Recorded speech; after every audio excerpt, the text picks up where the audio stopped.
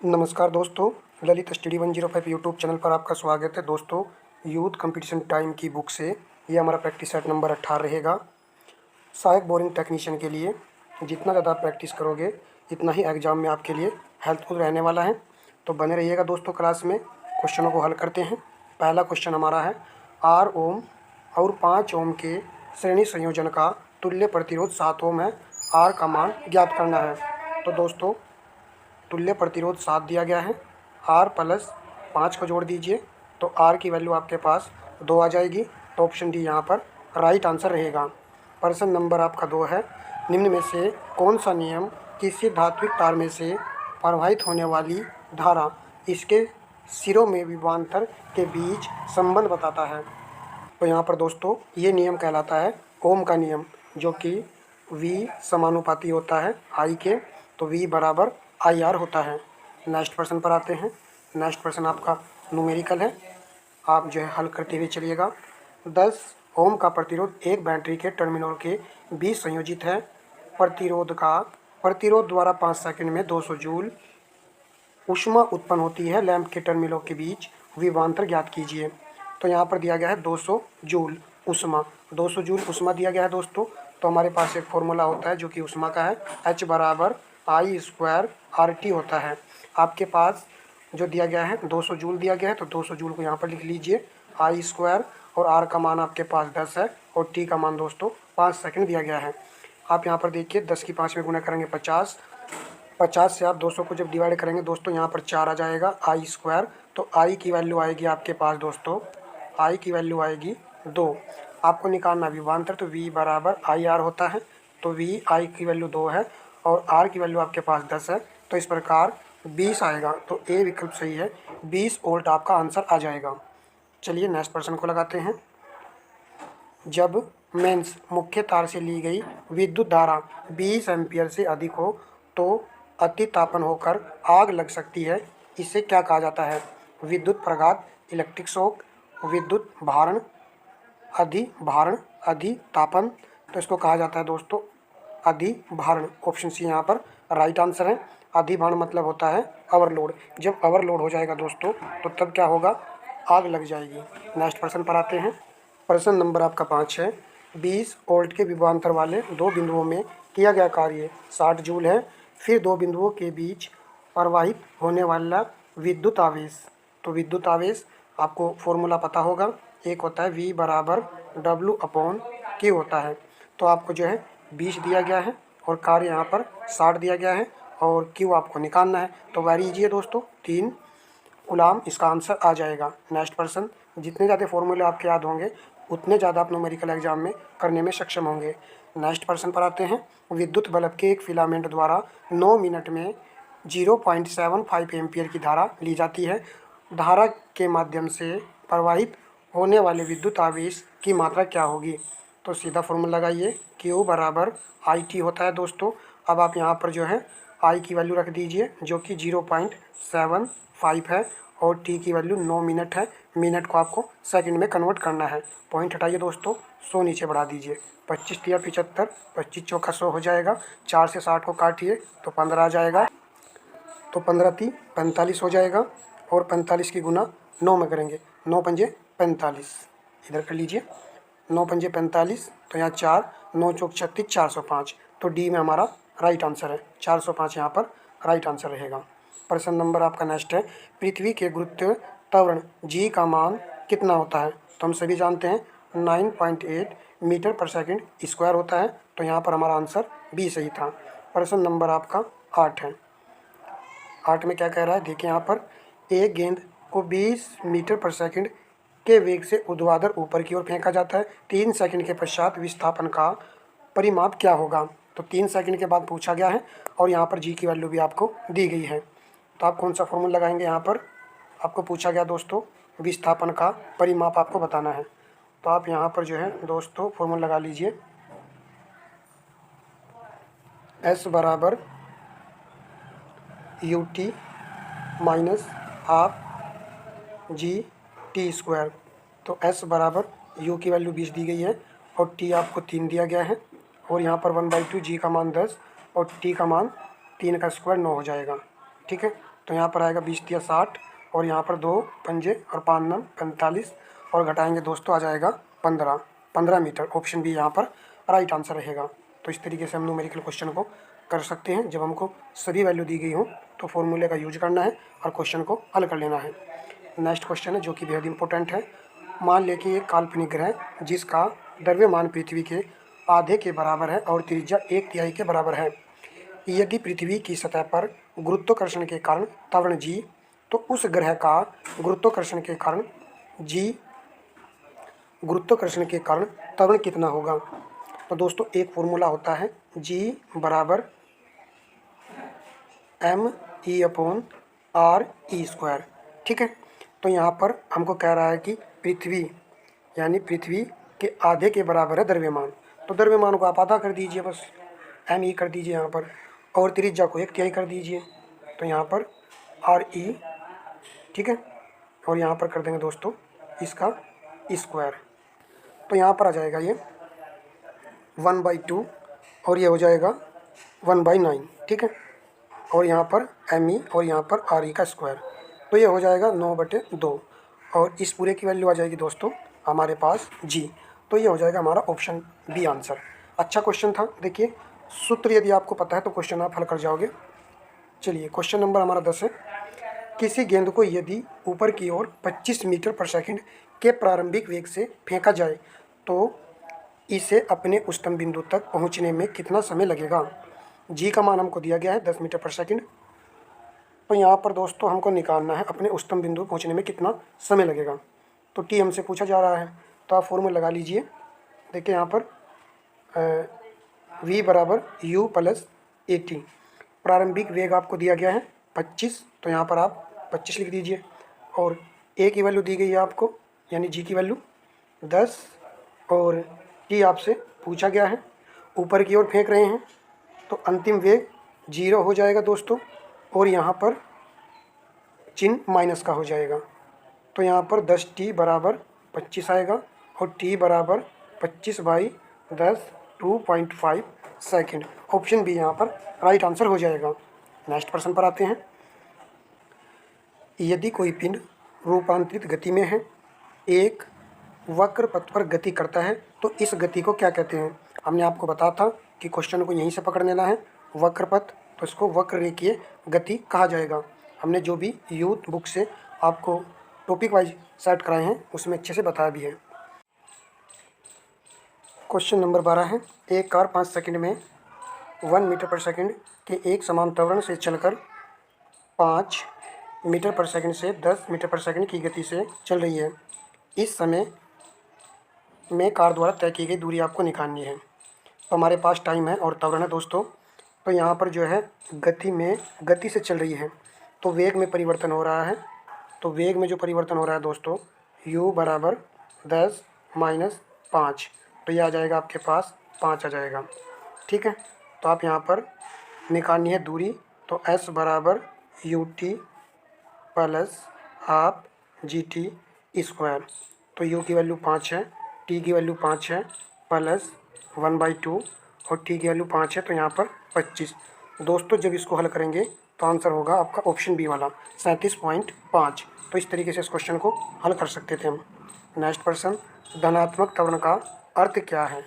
धनात्मक त्वरण का अर्थ होता है वस्तु का वेग बढ़ जाना। ऑप्शन सी यहाँ पर राइट आंसर है। प्रश्न नंबर आपका नेक्स्ट है, खींचने का एक उदाहरण है। तो खींचने का एक उदाहरण होता है ध्वज फहराना। यहाँ पर ए विकल्प सही रहेगा। प्रश्न नंबर आपका 15 है। कोई वस्तु सतत चाल से गति करती है, जब इस पर कोई रिक्त स्थान फिल करना है न लगा हो, तो जब इस पर कोई बल न लगा हो तब वस्तु सतत चाल से गति करती है। सी यहाँ पर राइट आंसर था। क्वेश्चन नंबर आपका 16 है। एक पदार्थ के लिए प्रत्यास्था गुणांक यहाँ पर दिया गया है 200 गीगा न्यूटन मीटर स्क्वायर, और पॉइजन अनुपात 0.25 और दृढ़ता मापांक आपको ज्ञात करना है। दोस्तों इस फॉर्मूले को अच्छी तरीके से याद कर लेना है। ये होता है आपका E बराबर 2g, यहाँ पर 1 प्लस पॉइजन, ठीक है, अनुपात है ये। तो इसमें यहाँ पर हमको प्रत्यास्था गुणांक दिया गया है 200। तो यहाँ पर आप रखिए दोस्तों 200 और यहाँ पर आप जो है 2g रखिए और यहाँ पर 1 प्लस पॉइजन अनुपात रखिए 0.25। ठीक है। अब आप देखिए यहाँ पर 2 से 200 काट दीजिए तो यहाँ पर 100 आ जाएगा और यहाँ पर g और यहाँ पर आएगा आपका 1.25। ठीक है।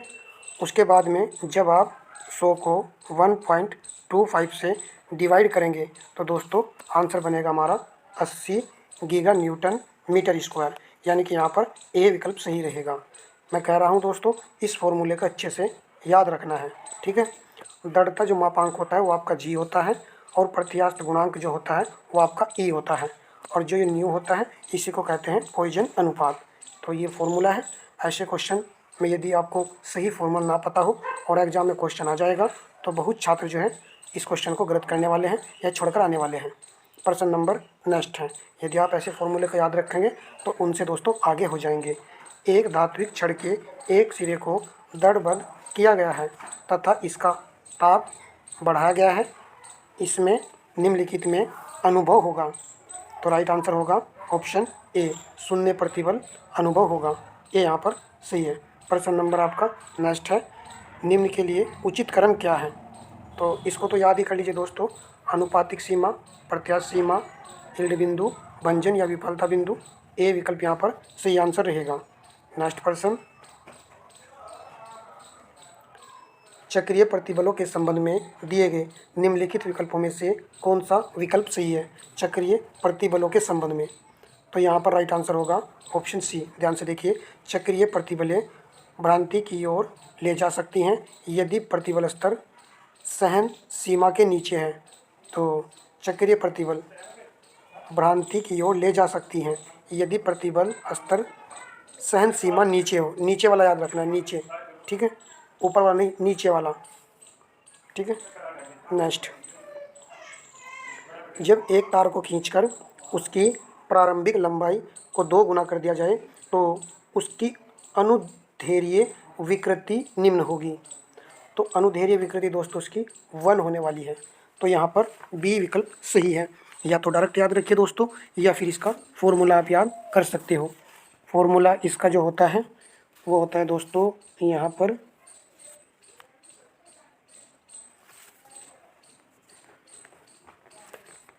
लिख लेते हैं। ये होता है इसका फॉर्मूला, अनुदैर्ध्य विकृति E बराबर LF/LI अपॉन यहाँ पर आएगा LI। ठीक है। आप यहाँ पर 2 गुना कर रहे हैं तो 2L हो जाएगा माइनस L/L, तो 2L में से 1L बचेगा और L तो आएगा 1। ठीक है। बस यहाँ पर आपको याद रखना है, 2 गुना करेंगे तो 2 में से 1 जाएगा और 1 से भाग करेंगे तो 1 आएगा। नेक्स्ट क्वेश्चन जो कि इम्पोर्टेंट है, एक पदार्थ का प्रत्यास्थ मापांक 120 गीगा पास्कल है तथा आरोपण मापांक 50 गीगा पास्कल है, तो पदार्थ का पॉइजन अनुपात क्या होगा? तो पदार्थ का आपको पॉइजन अनुपात बताना है, तो इसको आप निकाल सकते हो। इसका आंसर हो जाएगा 0.2। ठीक है। बी विकल्प यहाँ पर सही आंसर रहने वाला है। तो दोस्तों हमने आपको बताया था इस फॉर्मूले को अच्छे से याद रखिए। E बराबर 2G 1 प्लस, ठीक है, न्यू यानी पॉइजन है ये। तो यहाँ पर आपको प्रत्यास्थ मापांक दिया गया है 120, तो 120 यहाँ पर रखिए और 2 आरोपण मापांक दिया गया है 50 और यहाँ पर 1 प्लस न्यू हो जाएगा 120 और यहाँ पर आ जाएगा दोस्तों 100 और यहाँ पर होगा 1 प्लस न्यू, तो यहाँ पर आएगा 1.2 और यहाँ पर आएगा 1 प्लस न्यू दोस्तों। और जब घटाएंगे दोस्तों तो 0.2 न्यू आ जाएगा और इस न्यू को पॉइजन अनुपात कहते हैं। तो बी यहाँ पर ऐसे आंसर था। तो इस तरीके से दोस्तों क्वेश्चनों को हल करना है। प्रश्न नंबर हमारा 22 है दोस्तों। तो यहाँ पर आ जाते हैं। एक वस्तु की ऊर्जा को ग्रहण करने और बिना फ्रैक्चर के प्लास्टिक की सतह विकृत होने की काबिलियत को क्या कहते हैं? तो इसको कहा जाता है बिना फ्रैक्चर के। तो बिना फ्रैक्चर के होता है चीमड़पन, ठीक है, टफनेस होता है। विकृत होने की काबिलियत को, तो बिना फ्रैक्चर हुए ये विकृत होती है, चीमड़पन रहता है इसमें। तो यहाँ पर डी सही था। प्रश्न नंबर आपका नेक्स्ट है mm स्क्वायर क्षेत्रफल के एक क्रॉस अनुभागीय पट्टी नीचे दिखाई गई है। अक्षीय भार के अधीन अनुपात QR में, यहाँ देखिए अनुपात QR में प्रतिबल मेगा पास्कल का मान ज्ञात कीजिए। अच्छा क्वेश्चन है, पिछले सेट में भी क्वेश्चन आया था, गलती नहीं करनी है। तो प्रतिबल का जो फॉर्मूला होता है वो हमने आपको बताया था, ये होता है यहाँ पर बल बटे क्षेत्रफल। तो बल हमारे पास कितना है 28 है और आपके पास क्षेत्रफल है 700 mm, ठीक है, mm स्क्वायर है। और यहाँ पर जो है ये जो बल आया दोस्तों QR वाला निकालना है। तो QR वाला निकालेंगे तो आप एक काम कीजिए, 49 में से 21 घटा लीजिए तो 28 आएगा, या फिर 63 में से 35 घटा लीजिए 28 आएगा। अब जा करके यहाँ पर QR निकलेगा। यही यहाँ पर दोस्तों बेस्ट ट्रिक थी। इस प्रकार हमारा 28 जो है आया है और यहाँ पर K है, K का मतलब होता है 1000 न्यूटन, ठीक है, इस तरीके से। तो यहाँ पर हमको mm को मीटर में बनाना है, 28 आएगा दोस्तों, ठीक है, और 3 जीरो, उसके बाद में 700 और यहाँ पर आ जाएगा 1 मीटर में 10 की पावर 3 मीटर होते हैं। चूँकि स्क्वायर लगा हुआ है तो यहाँ पर आप स्क्वायर लगा दीजिए और यहाँ पर आप काट दीजिए 2 जीरो से 2 जीरो और 7 चौक 28, 4 और 4 आने पर दोस्तों आंसर मिल चुका है ऑप्शन बी। तो यहाँ पर 4 आएगा और एक आपके पास जीरो बची है 40 और ये 6 हो जाएगा, ऊपर जाकर 10 की पावर 6 प्लस में चले जाएगा और पास्कल में पूछा गया है तो 40 मेगा पास्कल आंसर आ जाएगा। तो इस प्रकार भी हमारा राइट विकल्प है, ठीक है। बहुत ही अच्छा क्वेश्चन है दोस्तों, कुछ ना कुछ सीखने को प्रैक्टिस सेट से अवश्य मिलता है। इसीलिए नहीं दोस्तों आपको करा रहे हैं, इसलिए करा रहे हैं ताकि आप एग्जाम में अच्छा स्कोर कर सको। यंग मापांक ये है और बलक मापांक के है और पॉइजन अनुपात न्यू के संबंध को परिभाषित कीजिए। ये भी आपको फॉर्मूला याद रखना है। इसका जो सूत्र होता है वो होता है E बराबर 3K 1 - 2 न्यू होता है, ठीक है। तो याद रखेंगे इसको, ये एक अच्छा फॉर्मूला क्वेश्चन है, स्क्रीनशॉट ले लीजिए या फिर नोट कर लीजिए। नेक्स्ट प्रश्न, किसी सामग्री का गुण बताती है कि यह कठोर है, इस कण के लिए पॉइजन अनुपात का मान कितना होता है। तो इसके लिए होता है 0। ए विकल्प यहाँ पर सही आंसर है। प्रश्न नंबर आपका 26 है, एक इस्पात बार में दीर्घ कण 2.5 mm होगा अगर उसका वर्ग क्रॉस सेक्शन आयाम का 40 mm गुना 40 mm है और वह P के N के अक्षीय संपीड़न भार के अधीन है। अगर बार की लंबाई 4 m है और इसकी प्रत्यास्थ मापांक E 250 गीगा पास्कल है तो P के N का मान क्या होगा। तो भैया इसे करने में थोड़ा सा टाइम लगेगा, आप इसको हल कीजिएगा। मैं यहाँ पर इसका फॉर्मूला लिख देता हूँ। इसका जो फॉर्मूला होता है दोस्तों वो होता है डेल्टा L/L हो जाएगा और P/AE हो जाएगा, ठीक है। E हमारा जो है प्रत्यास्थ मापांक है, A हमारा क्षेत्रफल है और दोस्तों यहाँ पर L जो है आपकी क्या है लंबाई है, ठीक है। और डेल्टा L आपका ये जो दिया गया है 2 mm, ये डेल्टा L आपका, ठीक है। तो यहाँ पर आपको mm को मीटर में बदलना होगा और दोस्तों एरिया आपका ये है 40 mm गुना 40 mm, इसको भी आपको मीटर में कन्वर्ट करना होगा और लंबाई आपको मीटर में दी गई है जो कि L है और यहाँ पर G आपको गीगा पास्कल दिया गया, गीगा को भी आपको चेंज करना पड़ेगा 10 की पावर 9 में पास्कल में। तो वैल्यू रखिएगा दोस्तों, आंसर आएगा 250, ठीक है। डी विकल्प यहाँ पर सही था। प्रश्न नंबर आपका नेक्स्ट है, एक स्टील की छड़ पर 200 मेगापास्कल के प्रतिबल के अधीन इसका मापांक 200 गीगा पास्कल है तो विकृति की गणना कीजिए। विकृति का फॉर्मूला याद कर लीजिए। तो विकृति का जो फॉर्मूला होता है वो होता है दोस्तों यहाँ पर जब रखेंगे तो यहाँ पर होगा 200 मेगा 10 की पावर 6 हो जाएगा और यहाँ पर 200 गीगा 10 की पावर 9 हो जाएगा। 200 से आप 200 काट दीजिए, ऊपर जाएगी दोस्तों घात तो ये हो जाएगी माइनस की 10 की पावर 9, जब ऐड करेंगे तो 10 की पावर -3 बचेगा। सी आंसर हमारा राइट आंसर रहेगा, ठीक है। तो इसको भी आपको याद रखना है। विकृति बराबर क्या होता है प्रतिबल बटे प्रत्यास्था मापांक, ठीक है। ऐसे आप याद रख सकते हैं इसको फॉर्मूले को, क्योंकि ये जो फॉर्मूला है ये दोस्तों हुक के नियम से आया है। हुक का नियम, चलिए हुक का नियम क्या होता है, सिग्मा समानुपाती ई होता है। ठीक है, तो इसके बाद में यहाँ पर सिग्मा बराबर ई, और ये हो जाएगा हमारा विकृति। तो विकृति बराबर होगा सिग्मा अपॉन यहाँ पर कैपिटल ई। ठीक है, तो ये होता है प्रतिबल, ये होता है आपका प्रतिबल, और ये होता है आपका प्रत्यास्था मापांक। तो ये फॉर्मूले हैं, कुछ याद रखेंगे तो सही रहेगा। प्रश्न नंबर आपका नेक्स्ट है, बाहरी माप को अप्रत्यक्ष रूप से मापने हेतु क्या प्रयुक्त होता है। तो बाहरी माप के लिए कह रहा है आउटसाइड कैलिपर, और आंतरिक माप के लिए आएगा इनसाइड कैलिपर। तो यहाँ पर तो बी आंसर है, क्योंकि बाहरी माप पूछा गया है। नेक्स्ट प्रश्न, 50 वर्नियर स्केल डिवीजन वाले एक वर्नियर कैलिपर का अल्पतमांक कितना होता है। तो इसका जो लिस्ट काउंट होता है 0.02 mm होता है। डी राइट है। प्रश्न नंबर नेक्स्ट है, वर्नियर कैलिपर के अल्पतमांक को किस प्रकार परिभाषित किया गया है। तो दोस्तों यहाँ पर देखिए आंसर, बी वाले को देखिए, वर्नियर पैमाने के एक छोटे विभाजन। तो देखिए ये गलत होगा, क्योंकि पहले मुख्य पैमाना आता है, फिर आता है वर्नियर पैमाने के अंतर को, तब तो सही होता, परंतु ये तो गलत हो गया। अब आते हैं सी पर, वह न्यूनतम दूरी के रूप में जिसे वर्नियर कैलिपर द्वारा सही ढंग से मापा जा सकता है। तो इसी को कहते हैं लिस्ट काउंट। सी विकल्प यहाँ पर सही है। और वर्नियर कैलिपर का जो लिस्ट काउंट होता है 0.02 होता है। नेक्स्ट प्रश्न पर आते हैं, गर्मी के मौसम में पंखा चलाने पर राहत अनुभव होता है।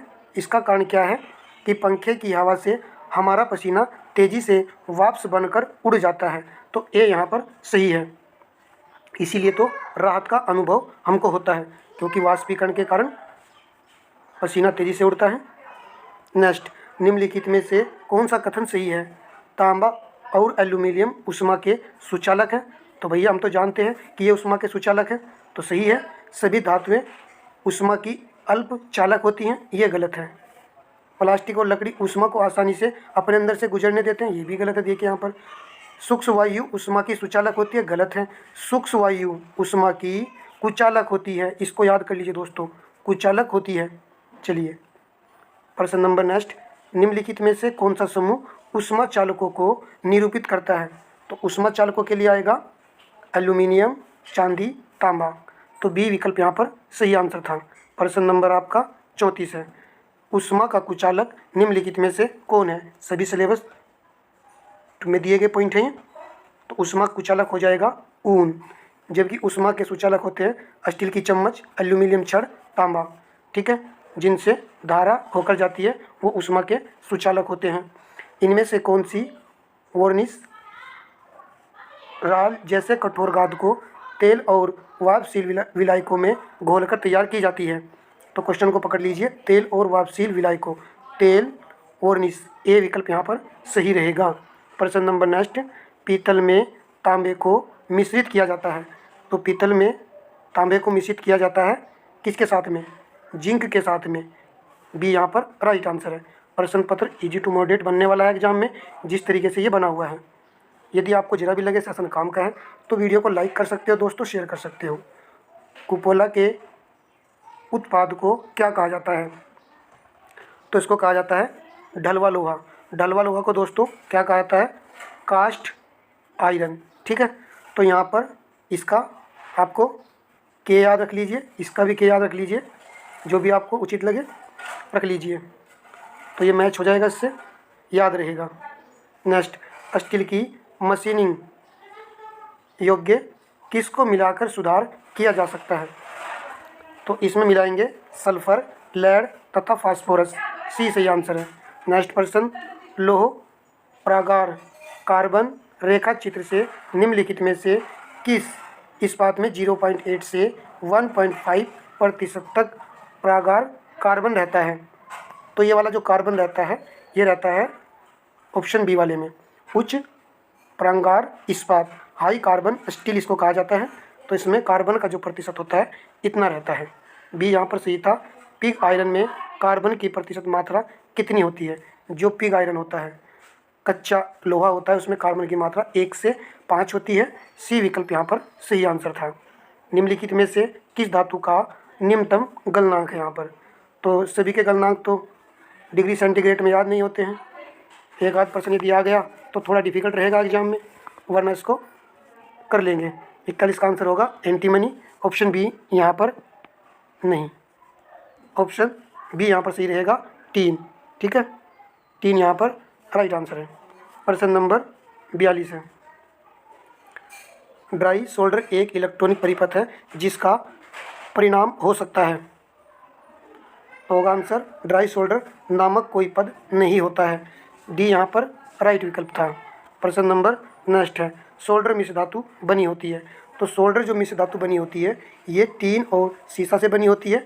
ए विकल्प यहाँ पर सही आंसर था। प्रश्न नंबर आपका नेक्स्ट है। यदि किसी ट्रॉली को 20 मीटर तक धकेलने में किया गया कार्य 1200 जूल हो तो लगाया गया बल ज्ञात करना है। तो W बराबर क्या होता है, F इंटू डी होता है। तो यहाँ पर 1200 लिख दीजिए, इधर आपको बल निकालना है और डी आपको 20 दिया गया है, तो डिवाइड कीजिए 60 आ जाएगा। डी विकल्प यहाँ पर सही आंसर था दोस्तों। ठीक है, नेक्स्ट प्रश्न पर आते हैं। 2 सेकंड तक त्वरणशील एक कार 1 सेकंड तक त्वरणशील उसी कार से कितनी गुनी अधिक दूरी तय करेगी। दोनों ही मामलों में कार विराम अवस्था से समान त्वरण पर चलती है। ठीक है, तो इसके लिए आंसर होगा दोस्तों 4। ए विकल्प 4 आ जाएगा इसके लिए। चलिए नेक्स्ट प्रश्न लगाते हैं। चित्र में प्रदर्शित संलग्न वस्तुओं की प्रक्रिया बताइए। तो ये चित्र दिया गया है, यहाँ पर हो जाएगा बेलनाकार वस्तु का व्यास मापा जा सकता है। ये यहाँ पर बिल्कुल सही आंसर है। नेक्स्ट प्रश्न पर आते हैं। निम्न में से कौन औद्योगिक खतरे एवं दुर्घटना के कारण बनते हैं।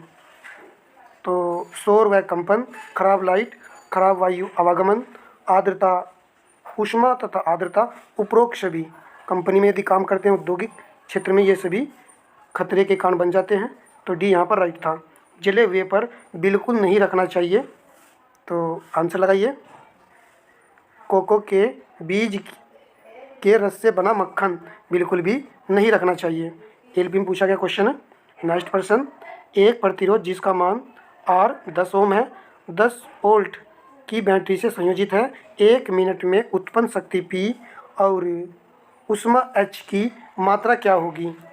तो आपको P पूछा गया है दोस्तों, शक्ति। तो P बराबर एक फॉर्मूला होता है V² होता है ना। तो यहाँ पर V की वैल्यू दी गई है आपको 10 वोल्ट। तो 10 गुना 10 कीजिए और R का मान 10 दिया गया है, 10 से 10 हटाइए तो P 10 वाट आएगा। तो 10 वाट ऑप्शन डी में है। डी हमारा राइट आंसर है। आपसे पूछा गया है ऊष्मा, H पूछा गया है, तो H के लिए आ जाएगा दोस्तों P गुना T। शॉर्ट में ये बन जाता है फॉर्मूला।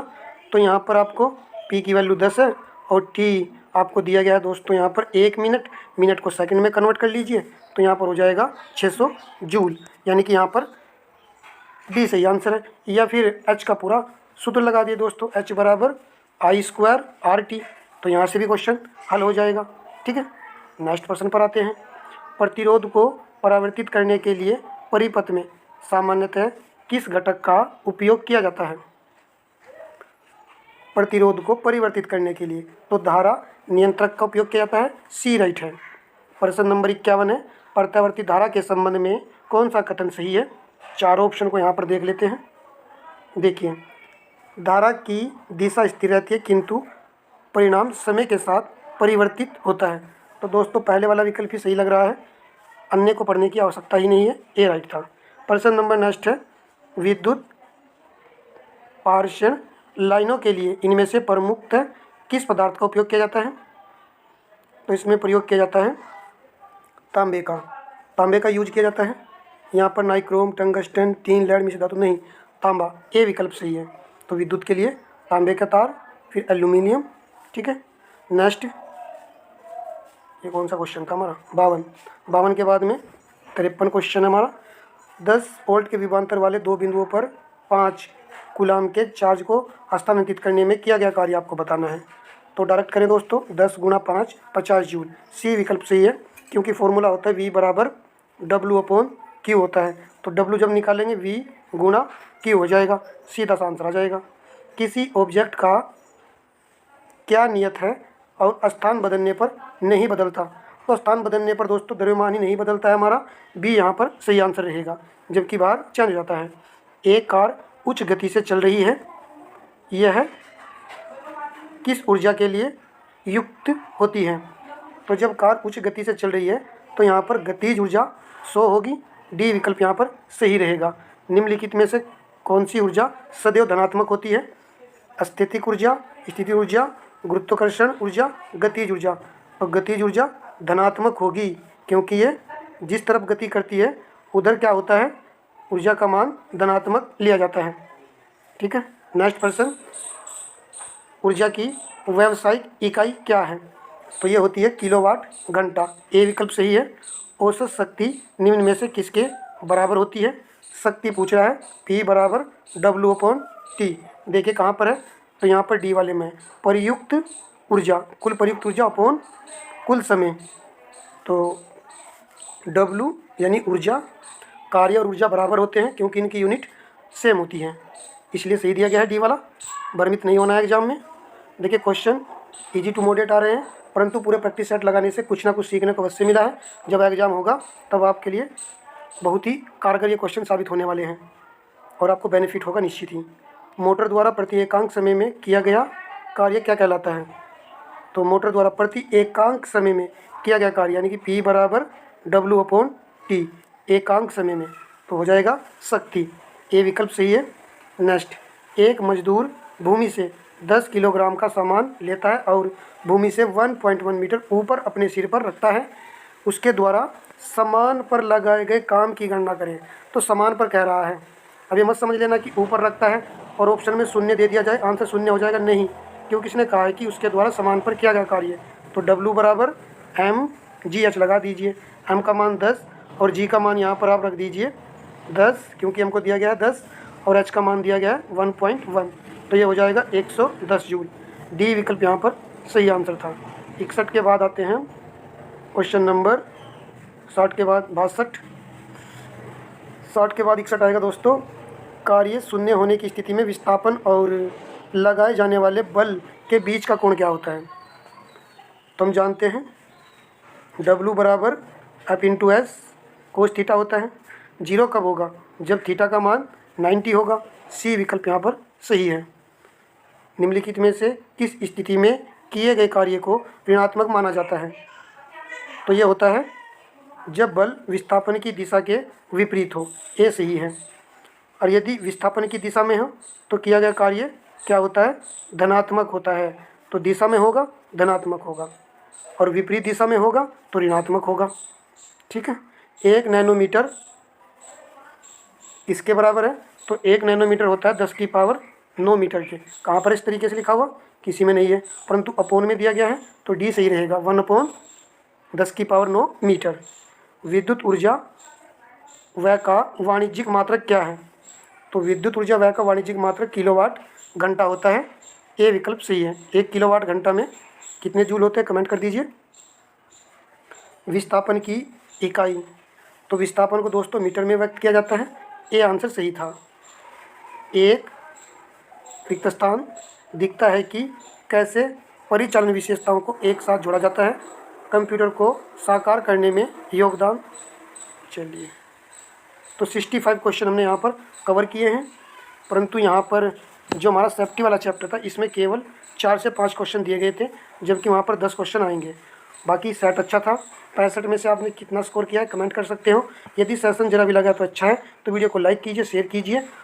और दोस्तों मैं आपके लिए कुछ यूथ बुक से ही इम्पोर्टेंट क्वेश्चन चैप्टर वाइज कराने वाला हूँ, उसकी वीडियो भी आप देख लीजिएगा, जल्दी उपलब्ध होने वाली है। धन्यवाद दोस्तों।